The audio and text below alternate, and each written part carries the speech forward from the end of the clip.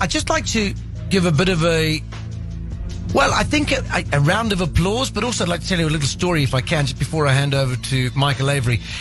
My mother-in-law passed away a couple of years ago. Yeah. And, of course, there's an estate which has to be wrapped up and so on and so forth. There were some complications because she didn't live here and so on and so forth. Lived up north in Zim. And with Capital Legacy, we actually employed them because there was some of the estate was here. And for 2 years, they've been working quite hard at it. Not full 2 years, but there's things that have to happen in the estate, blah, blah, blah. But let me tell you, they are the most professional people that I've ever dealt with. So if you haven't got a will, or if you haven't used their services, I'd suggest you do so. Because I have been nothing but really, really impressed with the team. They, give you all the feedback you need. They do all the work. They do everything. They really are good. My little personal endorsement this afternoon, because it was wrapped up sort of like today, Friday today, and I thought it was worth mentioning. They really have been very good. Capital Legacy, a number one provider of wills and estates, so it just makes sense that they also now offer life. Hello, everybody. Thank you so much for joining me in Solomon's Temple. I'm Solomon Izanga Shams. So welcome. Thank you so much for being here. Wherever you're watching from, I welcome you and I thank you so much for always being here. I appreciate each and every one of you because without you, these videos that I create wouldn't be watched. So thank you, Boyd. You were first to comment. Miriam, who is originally Zambian but out in Syria. Awesome to have you here. Brother Bongani, awesome to have you here. And there's so many people that are watching wherever you are. What time is it over in your place? It might be morning, it might be afternoon, it might be evening. Over here in Johannesburg, South Africa, it's just 4 minutes past the hour of 12, midday. So there you go. Good to have you here, Brother Chris. Eden Schools, awesome to have you here. Alice watching from the USA. Awesome. Thank you, guys. Sometimes when you share a story about certain individuals or pastors, I must confess to you, a lot of stuff that I share here on pastors or prophets or bishops that might be scandalous, I share them with a very heavy heart. I do not enjoy doing it, but it has to be done. I do not enjoy sharing a scandal of a pastor so we can draw out principles and lessons. What went wrong? How can we do better in our lives? Right? If I make mistakes, it's very okay for you to share, and so people could learn. I'm not going to be ashamed of my mistakes, of my sins, because I know I depend on Jesus and I'm only human, but I need to take responsibility for it. And we expect that of our leaders, wherever they are. We expect that of them. You should expect that of yourself also, even if you're not a leader from a religious church hierarchy perspective, but just a leader by being the fact that you are a husband, a father, an uncle to somebody in your job, wherever you are a leader. So it is with this that I have to share the story of a Nigerian pastor.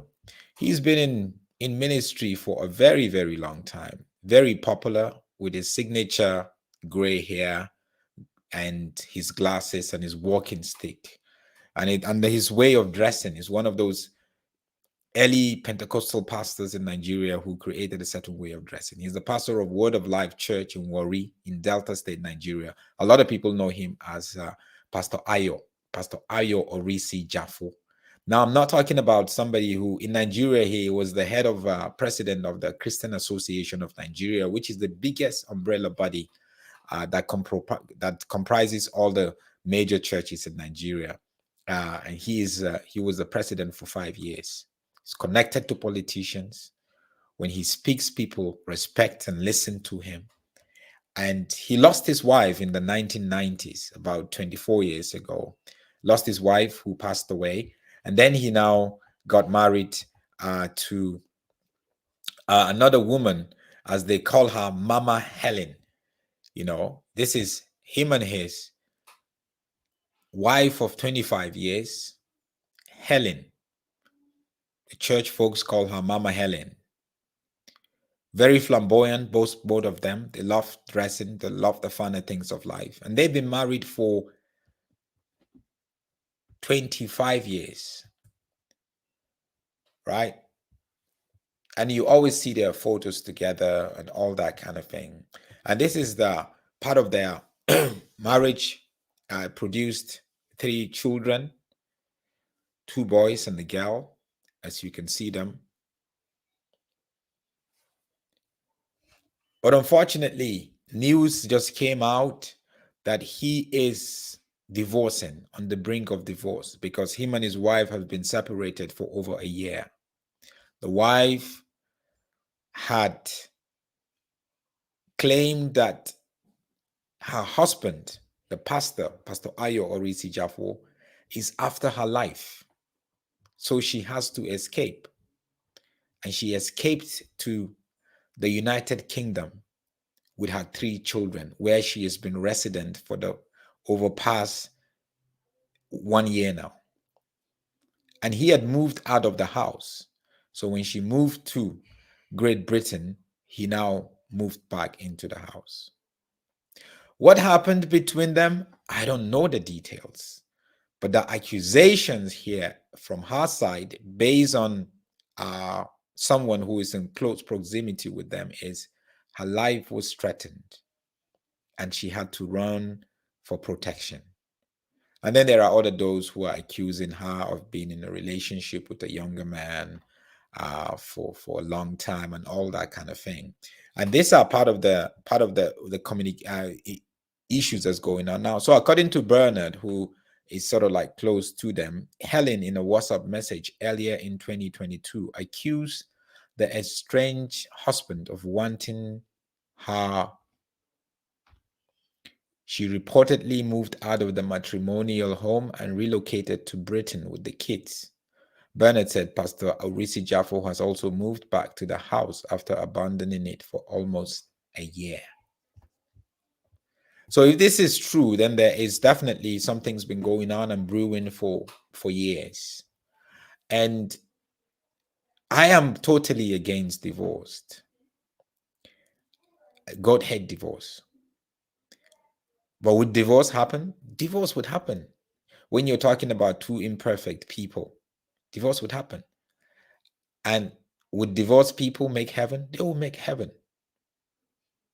depending on their personal relationship with God. I am of the notion that when somebody's life is threatened, when your life is in danger, you need to move away. When there is a lot of abuse, you're with a husband who's abused, there's threats, or a husband who sleeps around with just every other girl who is going to bring some sort of disease or sicknesses to you. God would not want you to stay in a marriage where you're going to lose your life, because for him, life is sacred.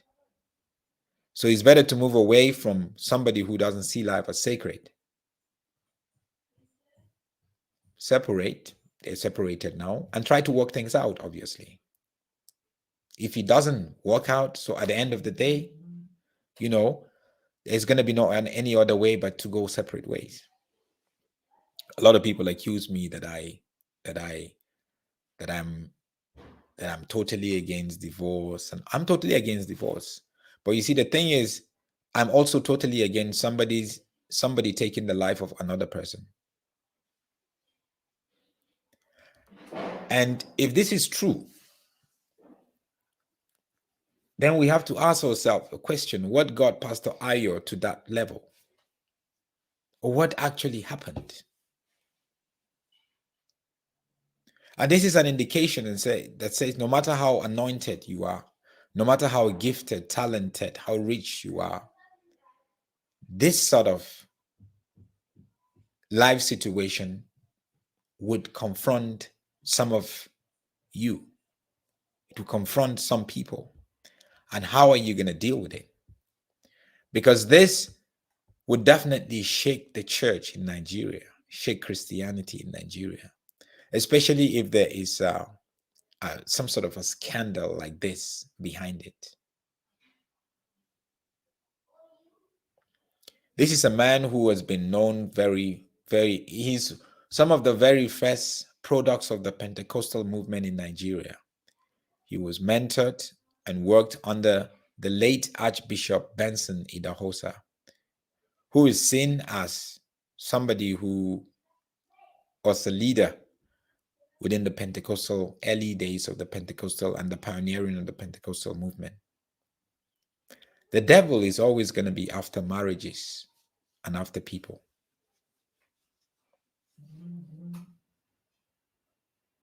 The devil would always going to be after the bed. The devil can penetrate your husband, and your husband can become abusive.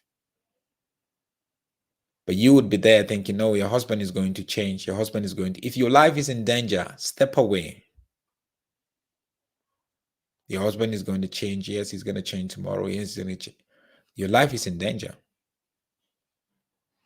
You think God would want you to lose your life and leave your kids?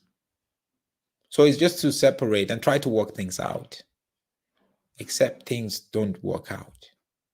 So there are levels to it. God hates divorce because divorce brings pain to people. And that's why he hates it. That's why he doesn't permit it. But you see, our imperfection forces it. Our sinful nature forces it.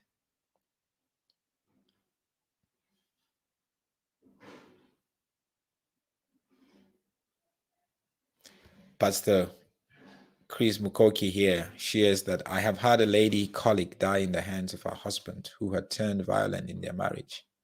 The lady had thought he would change, but it never happened. True story. True story of many women. True story.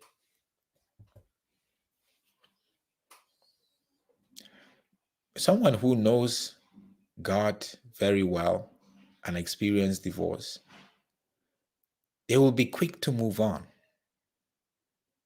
Because you see, their confidence is not in their marriage or in their husband or wife, it's in God. Their identity is not tied around their marriage, it's tied against God. Yes, if there are children involved, it's going to become a bit, all that kind of stuff. And then there are memories and all that kind of stuff. But it's much easier. I'm not saying it's totally easy, but it's much easier for them to move ahead. That's why our relationship with God is very key. So that's the story of Ayo Oritsejafor. This is him with his wife, Helen. They call her Mama Helen. They had projected a very great and healthy marriage, always promoting godly marriage, which is quite good.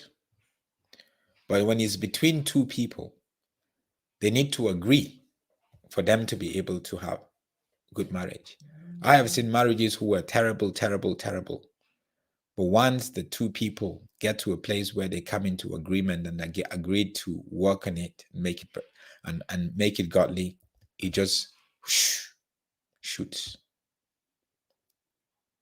And that's what it is. Some people would have great marriage from the start to the finish.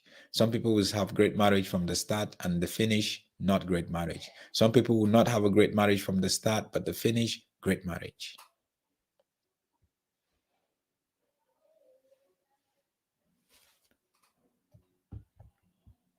Princess said she saw somewhere that this lady is not the first wife. He divorced his first wife and married the one who's now divorced. From what I heard, the first wife actually passed away. So maybe our information is different. But from what I heard, Princess, his first wife passed away and he got married, I think, about 13 months later. Anyway, just wanted to share this with you guys. Something for us to think about and something for us to always take to God. Thank you so much for watching. Don't forget to subscribe. God bless you. I'll see you again just now. Shalom.